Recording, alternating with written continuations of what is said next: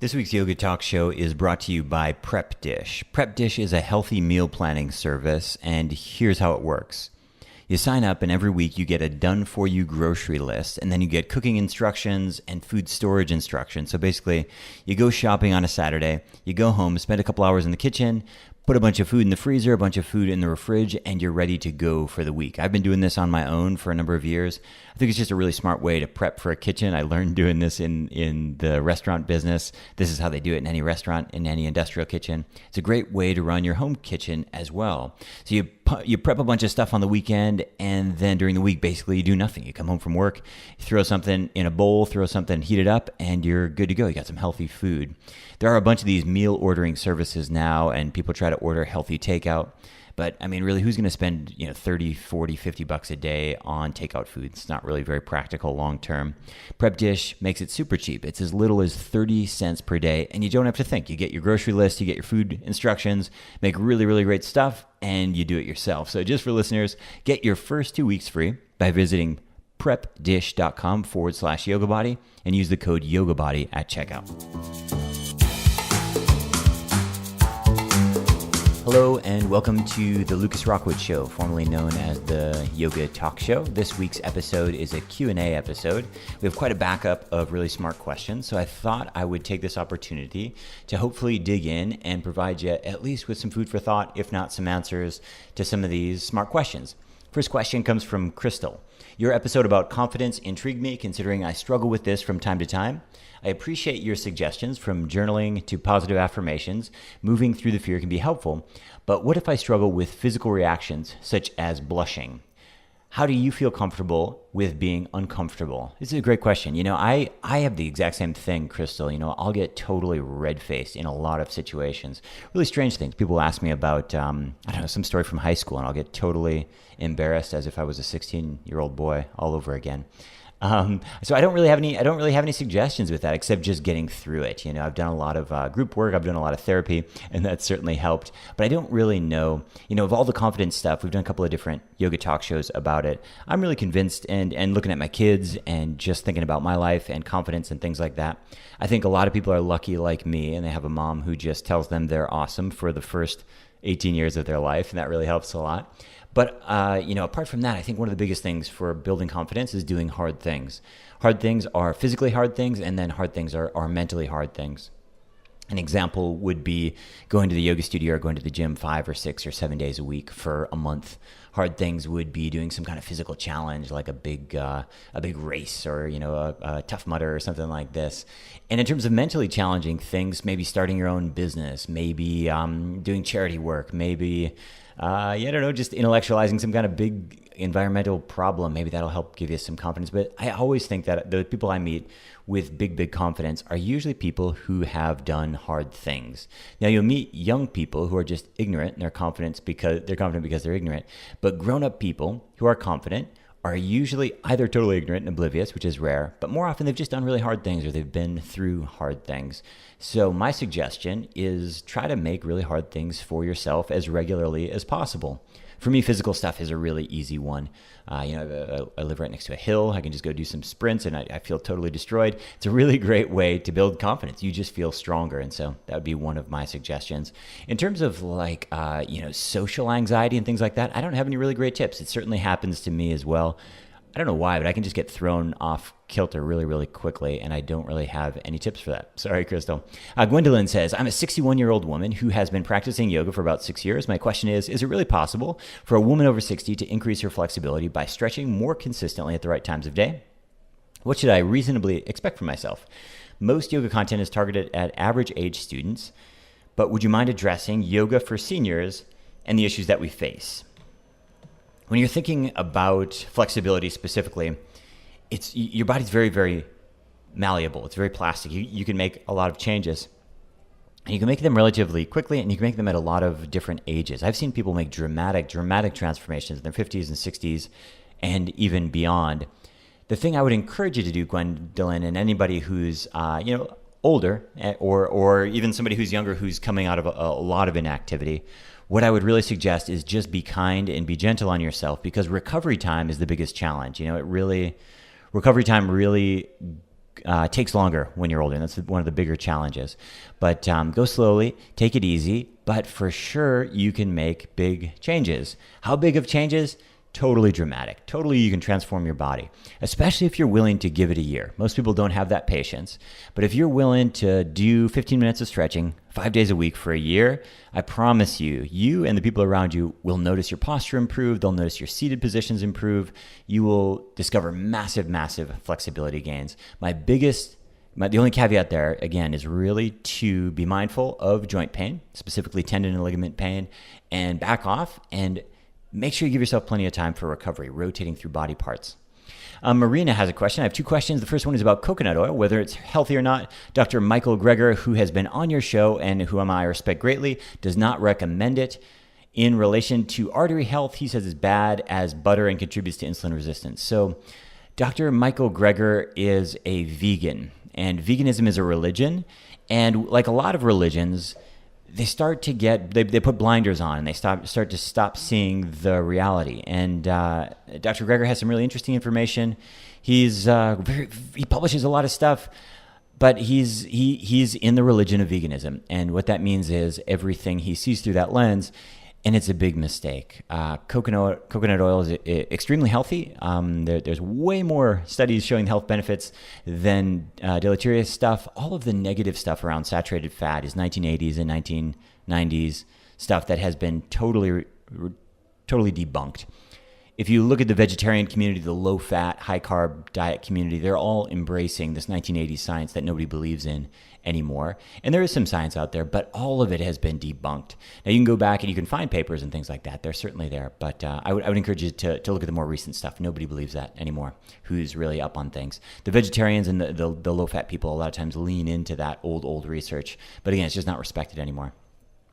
One of the interesting things about science is that, especially with clinical studies and things like that, the data is that 40-50% of clinical studies cannot be repeated. And so just because you've heard a clinical study one time doesn't mean that it can happen again. Science is not fact. Science is a work in progress, and it's a moving target, and things are learning and we're changing as we go. But coconut oil is one of the healthiest fats that you can find nowadays just about everywhere. And that's really, really exciting because as humans in a modern world, we are looking for lipids, and it's hard to find healthy ones. It's an easy one to find, easy one to store, and it's become really cheap too, which is great.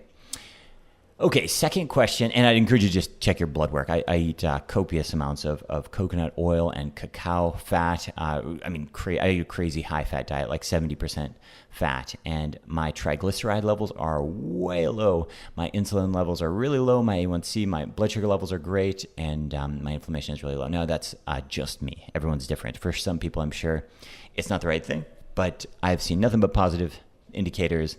And the more modern, contemporary, open-minded researchers, people who are not part of a religion, they also, everyone's really leaning into the higher fat, lower carbohydrate approach. Second question is about nightshade vegetables. Nightshade vegetables are things like tomatoes and aubergines, also known as eggplant, bell peppers, some types of potatoes. I was really disappointed, Marina goes on to say, I was really disappointed to learn that tomatoes, peppers, and goji berries can cause inflammation. What are your suggestions when it comes to including them in a diet? My biggest suggestion is see what works for you and see what doesn't work. I can eat loads and loads of peppers and tomatoes and all of the nightshades, aubergines, eggplant. I don't get any inflammation at all. I feel great. But a lot of people will get pseudo-arthritic conditions. They'll even get joint pain, which is pretty weird. But it totally depends on you. Some people don't react. So I would go for something really strong like an eggplant or like a red pepper and see how you feel and make a decision from there. Anna says, I have two questions about yin yoga. First, is it safe to do a lot of yin yoga with kyphosis? Second, is it true that yin yoga classes stresses your joints, ligaments, tendons, and fascia, results in better flexibility, which you can achieve through yang-style yoga? So yin-style yoga is, Paul Greeley was a guy who wrote a book called Yin Yoga. Yin Yoga was around before that, but it seemed like he was kind of the first guy who got the book published. He also talks a lot about meridians, which is not really a hard science, sort of this idea of energy centers in your body. And he teaches this approach to yoga based on these meridians and flexibility. And it's interesting. We teach gravity yoga, which is similar to yin yoga, definitely more similar than different. We do some standing poses. We don't talk about meridians, and we're a little more aggressive, but more similar than different. In terms of deep stretching, passive stretches, a couple of things you need to know. First and foremost, if you want to lengthen your body's connective tissues, passive stretching is the most effective way to do it. I will repeat that because it's important to understand this. When I first heard this, it really, really resonated for me. And what I'm saying is, in order to change your body's connective tissues, meaning lengthen your hamstrings, for example, the best way to do that is with them totally relaxed. If your hamstrings are engaged, it's much more difficult to create lasting change. This is why passive flexibility training can be so effective and is so interesting. So this is why yin yoga works, this is why gravity yoga works. You go totally passive. Now, what Anna is suggesting here, and why there's a lot of critics of yin yoga, is they say that it can actually lengthen your tendons and ligaments, which is not a good idea. These are mostly plastic tissues. They're elastic, meaning they'll stretch and then go back, but they're also plastic, meaning if they get stretched to a certain degree, they will not return to their natural shape. Imagine you have a ball of Play-Doh or silly putty or something like that, and you stretch it, and it doesn't really go back to its shape. That's what can happen with the ligaments of your knees, for example, or the tendons of your knees, and then you've destabilized your joints.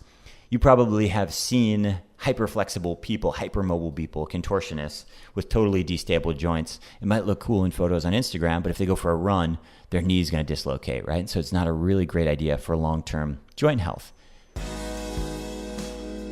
This week's Yoga Talk Show is brought to you by Prep Dish. Prep Dish is a healthy meal planning service where you sign up and every week you'll get a done-for-you grocery list sent to you along with cooking and storage instructions.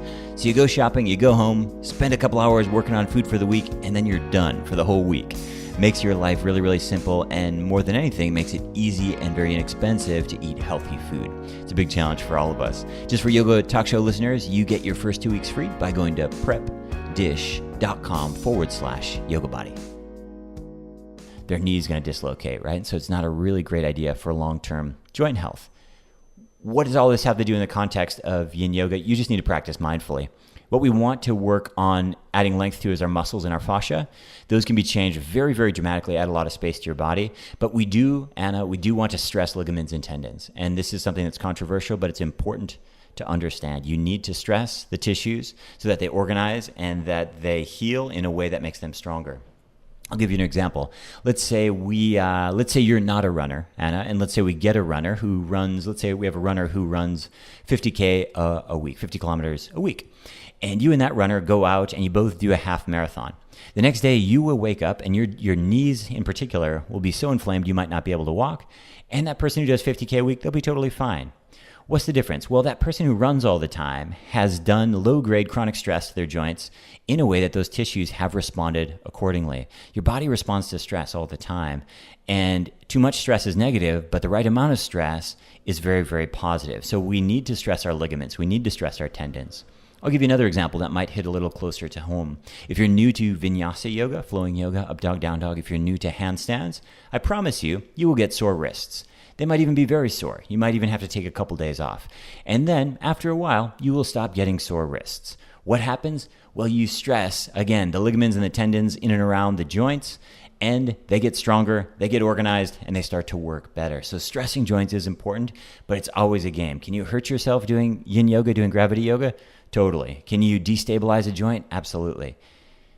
So just be careful. That's what you need to know. Other things you need to think about is whenever you do deep stretching, yin yoga, gravity yoga, long hold passive stretching, you need at least a 2-hour window, ideally a full night, before you do anything explosive, anything strong, anything aerobic.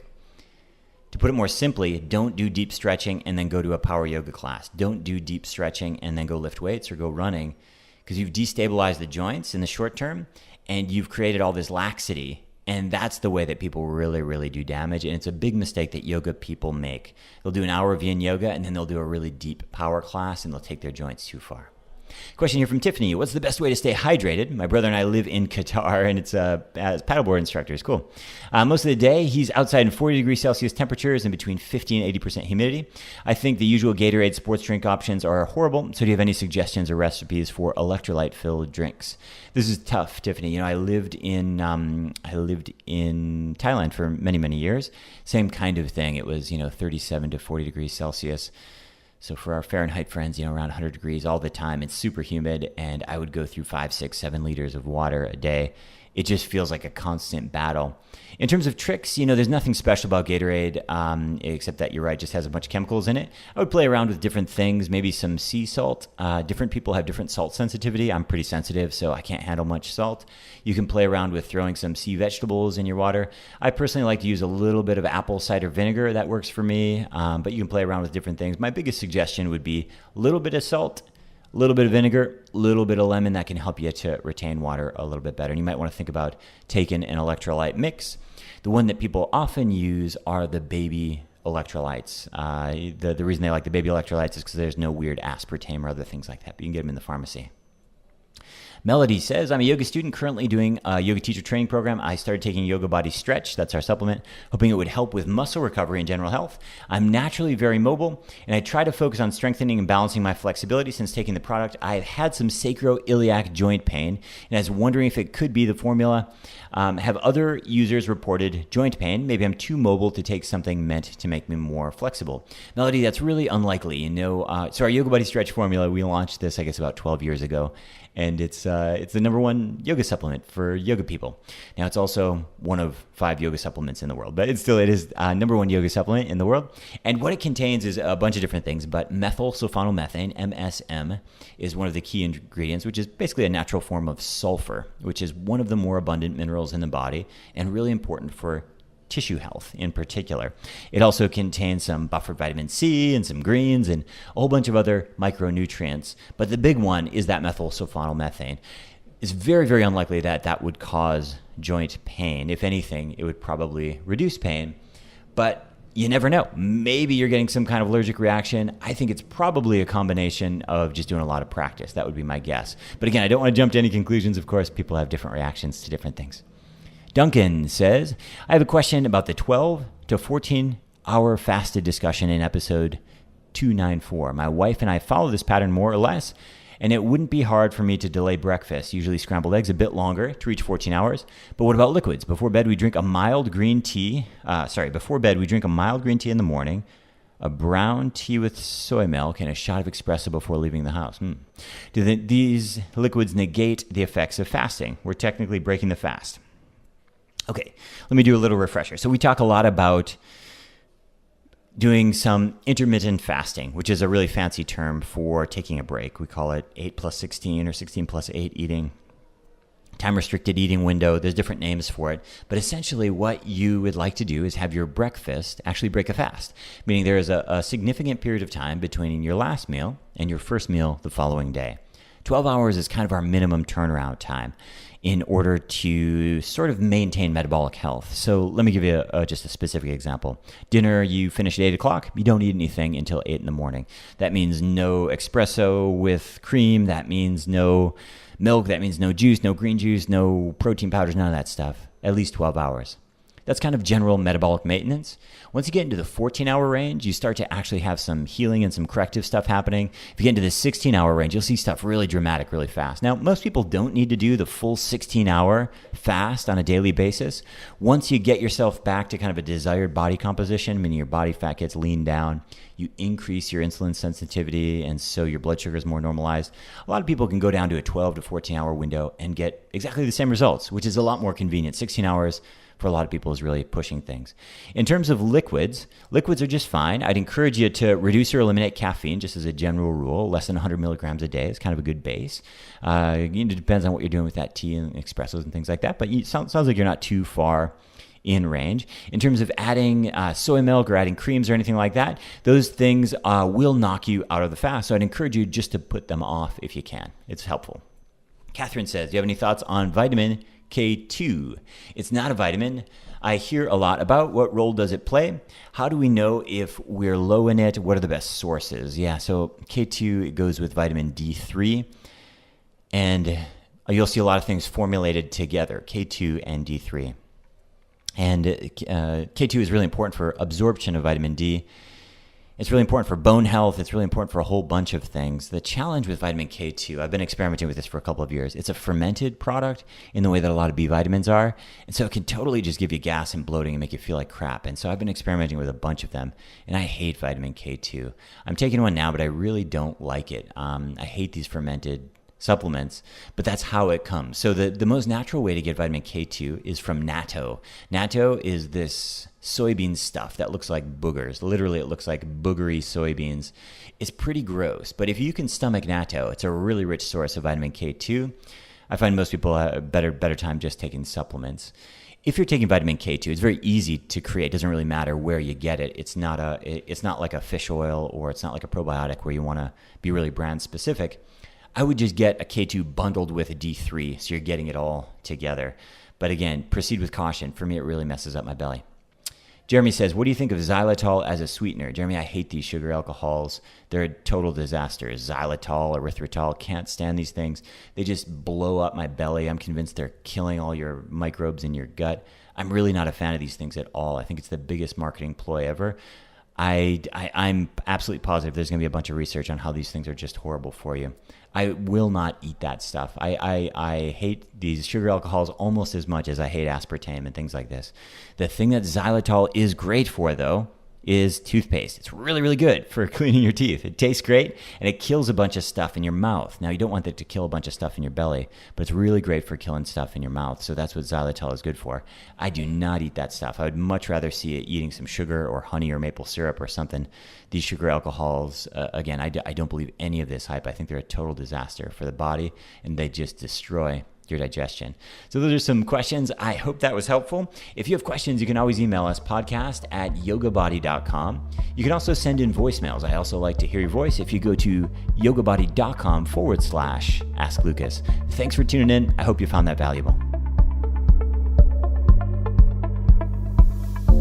Way back in 2009, we started manufacturing yoga trapezes. If you haven't seen the yoga trapeze, it's an inversion sling. You hang upside down, you can do supported squats, supported back bends, traction poses. It's become this huge hit. We now have yoga trapeze users, hundreds of thousands of them literally, in 81 countries. And a couple of years ago, we started training teachers. We kept having our students ask for local teachers. We kept putting it off, and then finally we had in-house trainings in my studios in Barcelona, and we figured, why not open these up to the public? And the training course went crazy, and our graduates are doing so well that we continue to host these courses every month or two in different places around the world. Barcelona, of course, is our hub, but we also have courses in North America, in other parts of Europe, and also in Asia. To learn more, go to yogatrapezetraining.com, and you can see all of our options. In fact, we just released an online course as well. So if you're an existing yoga teacher, or if you're just interested in becoming a yoga teacher, this course is on fire, and I'd encourage you to check it out, yogatrapezetraining.com. This week's nutritional tip is in regards to a listener question about food, cooking, and preparation. And it's a long question, but I'll distill it down. The basic question is, what is the healthiest way to prepare your food? Raw, steamed, boiled, pan-fried, baked, etc. It's a very important question because there are certain foods that are really easy to eat raw, like an apple, for example. And in fact, most people prefer it raw. And then there are other foods that are a total disaster to eat raw, like cauliflower, for example. You will evacuate your home and office if you try eating raw cauliflower. It's just a total mess. And so you need to kind of weigh the pluses and minuses of what kind of foods. Now, some people would say, well, if you can't eat it raw, you shouldn't eat it. And that's not really true. People will often, talk about Paleolithic times, or talk about our ancestors, or talk about eating in a way that's Neolithic or Paleolithic, but none of this stuff is real. We live in a very modern world where nothing that we're doing with our life and nothing that we're eating is really in any way natural. And that includes our water supply. It includes the screen that you're holding in your hand right now. All of these things are totally different. And that's just okay. We can't go backwards. We need to move forwards. We have a lot of complicated things to deal with, and our food system is absolutely one of them. So we are eating foods that are perhaps not even designed for human consumption. We're eating foods that would normally, without food prep and drying and preservatives and cooking techniques, would not even be nutritionally available to us. And that's okay. The question is, How do we prepare things in a way that gives us optimal nutrition, specifically nutritional density? How can we get more nutrients per bite? And how can we make the most of this food system that we're in? As a general rule, when you're thinking about foods, less heat, especially heat that's capped with a boiling or steam situation, is going to be a better option simply because really high heat, like we know with deep frying, creates a whole bunch of problems. But oil rancidity and oxidative damage to oils and other things in food, but specifically your oils are probably the most damaged, can lead to all kinds of problems, everything from cancer and heart disease to cellular respiration problems, and all kinds of other bad things happen when you cook foods at really high temperature. People intuitively know that deep fried foods are not healthy, but what they often get confused in is boiling, steaming, pan frying. And so let's just break this down. When you're pan frying, let's say you're pan frying a chicken breast or you're pan frying a bunch of broccoli, the temperature can also get problematically high. And if you're using something like an olive oil, the temperature can get high enough to damage that oil. And it happens in most stir fries. And people don't realize it. They think that they're cooking in a healthy way, they're using healthy oil. The problem is it's just too hot. A couple of little tricks you can use. One of the simplest tricks to use is throw some broth or throw some water in that stir-fry pan, and that will cap out the maximum heat that you'll have there, because when water boils, obviously, the temperature is capped. And so it's a really, really simple way to throttle the heat of something that you're cooking. It's actually a really effective way to cook vegetables. Now, if you cook meats that way, they might be sort of mushy and disgusting. So there might be a better way that you could do that, but probably an oven baking would be a better way to do that, because you could slow cook. This is why people get into sous vide and these kinds of things, because again, the temperature is throttled. I don't love the idea of cooking in plastic, but I do love the idea of slow cooking. And a slow, low temperature cooking situation like a crock pot is a good way to go as well. That could be something to think about.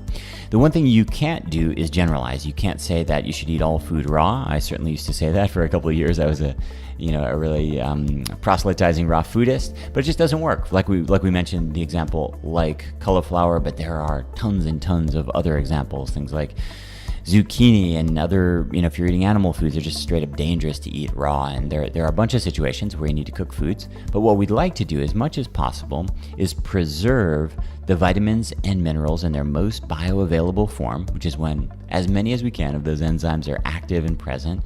And we'd like to preserve the nutritional density of foods. One of the things that happens with food as it's processed, as it's aged, as it sits around, as it's cooked, is it just loses its luster. Simple way to think about this is if you imagine an apple. If you think about an apple that perhaps is in a hotel lobby, this is when I see really old apples, or in an airport quick shop, that's where you'll find really old apples. And you look at it and it looks like a green Granny Smith apple, but when you bite into that thing, it will taste and feel like it's 100 years old. And in fact, it might be a year old. It might be 8 or 9 months or even a year old. It might have been sitting in a silo of nitrogen somewhere in Washington State for many, many months before it ended up on that counter. And you can taste that lack of nutritional density.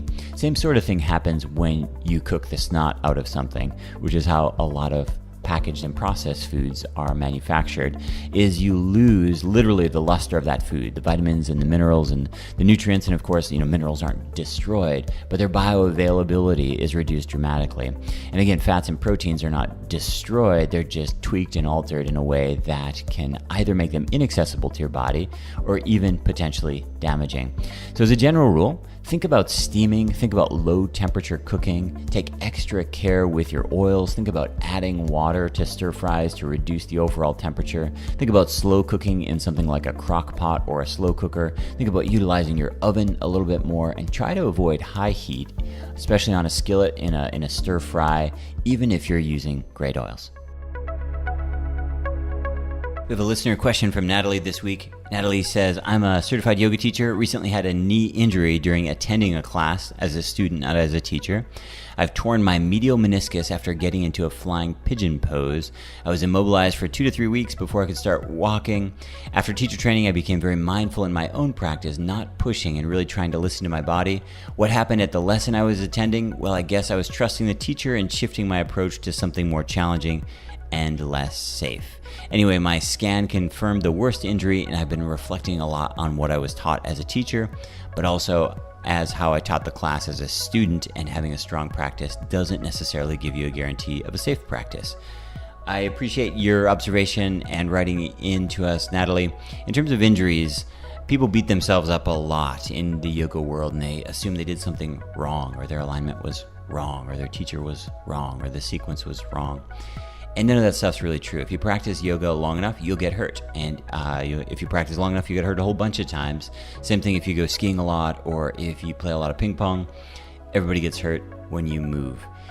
Meet anybody who does any kind of movement practice, whether it's dance, whether it's tennis, whether it's snowboarding, everybody gets hurt. The idea that there's some kind of movement practice where you don't get hurt is a total fallacy.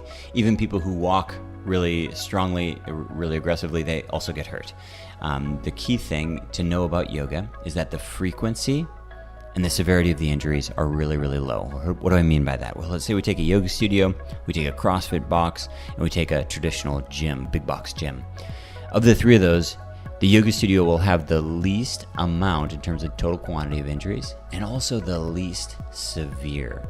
And so an injury like you mentioned, which sounds like a full meniscus tear, you probably had to have a meniscectomy where they go in and chop a bit of it out. Pretty rare. It certainly does happen. Knee and lower back are the injuries that happen, but pretty rare. Usually it's a slight tweak to a hamstring. Usually it's an irritated nerve, these kinds of things, but it certainly can happen. I would encourage you not to beat yourself up about it. You got hurt, you'll get hurt again. It's a real bummer, especially that meniscus is a bummer. For people who don't know, meniscus is sort of this C-shaped cartilage ring. There's one on either side in your knee joint. And what happens when there's too much pressure, think of it like look down at your thumbnail for a moment and imagine the edge of your thumbnail gets pushed. Let's say your left thumbnail gets pushed by the right thumbnail, and there's a little sliver. Now, the thumbnail's still there, but you have a split nail. Now, you and I both know that split nail is going to drive you crazy and become incredibly painful, even though nothing is really going on. It'll irritate the skin around it, it'll get inflamed, and so you have to trim that toenail, or that fingernail down in order to stop the pain. Same thing with these meniscus injuries. So medial meniscus, meaning on the inside of the knee rather than the outside, which would be lateral. She's got a tear, probably a full tear. And so they will go in and they will clean it up in the same way you would clip that fingernail down. They will clean up that meniscus. Now the challenge is, just like if you think of that fingernail, if it's trimmed down, suddenly your finger is more vulnerable to injury. Same thing with your knee. If you trim down that meniscus, it's gone, and suddenly you have less cushion for your knee, which puts you at a disadvantage just in general, and you will not grow a new meniscus. Hopefully someday they'll have some options where you can grow a new meniscus, but right now you cannot. All that said, there are plenty of people who've had meniscectomies and go back to full activity and never have a problem again. For sure, you want to be careful because it's possible you could do it again. Very, very possible. Re-injury is a much bigger cause. I wouldn't beat yourself up for trying poses, for trying different things. Sometimes the simplest poses can suddenly go wrong. The pose you've done 1,000 times can suddenly give you an injury as well. For everybody listening, I think when it comes to injuries and pain, really the name of the game is two things. One, first of all, listen to your body. The most common things people do is turn off pain signals with non-steroidal anti-inflammatory drugs, Advil being the drug of choice, ibuprofen. And when you can't hear your body, it's easy to make a simple injury deeper. The second thing that people do with injuries is they quit. So 2 to 3 weeks off your feet is really, really hard, Natalie, but get back on your feet and get back to whatever you're doing. Super common. I'll meet somebody really into cycling, really into yoga, really into fitness, whatever it is. They get a back injury and they just stop for like 10 years. That is way more risky than the injury itself. So keep moving, stay positive, and best of luck, Natalie, with rehabbing that knee. This week's iTunes review is by C2 Diamond from the US. C2 Diamond says, "Lucas, I am so glad that I found your podcast. I love that you try to remain unbiased and acknowledge the many types of yoga, as well as truly balanced lifestyle that is often neglected by many. I particularly love the podcast on breathwork and meditation. It's refreshing to hear about things from a scientific perspective, as opposed to the religious offerings so commonly pushed in yoga. I also have to say I absolutely love the Yoga Wonder Wheel. I actually love to use it therapeutically to reset my back after a day spent at my desk. Keep up the good work." Congratulations, C2 Diamond. You have won the Yoga Trapeze. Email us at podcast@yogabody.com and we'll get that out to you. If you're a regular Yoga Talk Show listener, you'll definitely want to get on my email list. Go to yogabody.com/sign me up. When you enter your email address there, we always have free giveaways every month, yoga straps, water bottles, discounts in our shop, and all kinds of other things.